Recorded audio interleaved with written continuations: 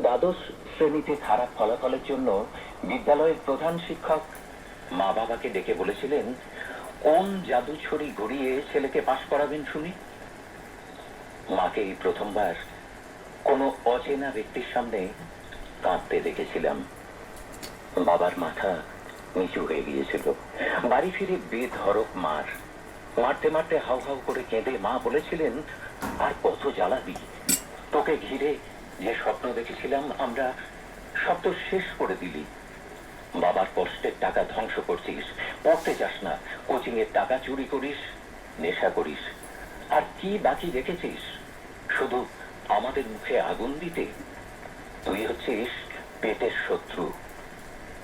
অন্য কোনো দিন হলে উত্তর দিত, সেদিন ঘুম মেরেছিল। নিজের অহংকার বলতে একটাই ছিল, পড়াশোনা, তাতেও ছেদ। বাকি সব জলাঞ্জলি দিয়েছে বহু আগেই। যে ছেলেটি 2009 সালের মাধ্যমিকে পাড়ার সেরা নম্বর প্রাপক ছিল, 2 বছরের মধ্যে তাকে ঘিরেই পাড়ায় পোস্টার পড়েছিল, কেউ যেন না মিশে এর সঙ্গে। সেই দিন থেকেই নিজের অবচেতনে সলতে পেকেছিল, জেদের সলতে, সম্মানের সলতে। তাই হয়তো কলকাতা বিশ্ববিদ্যালয়ের স্নাতকোত্তর ডিগ্রিতে প্রথম শ্রেণীতে 3য় স্থান অধিকার করল।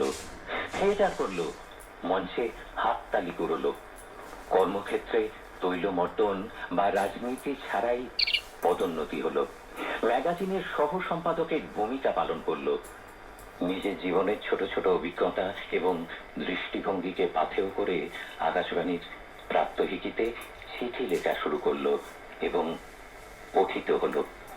সেই দিন যারা হেয় করেছিল, তাদের সকলের কাছে নিজেকে উদাহরণ হিসেবে প্রতিষ্ঠা করলো, শান্ত হলো, বিনয়ী হলো।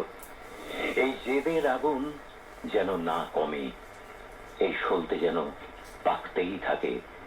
মাটিতে পা রেখে এখন এগোতে হবে বহু দূর, সবে তো পথ চলা শুরু। লিখেছেন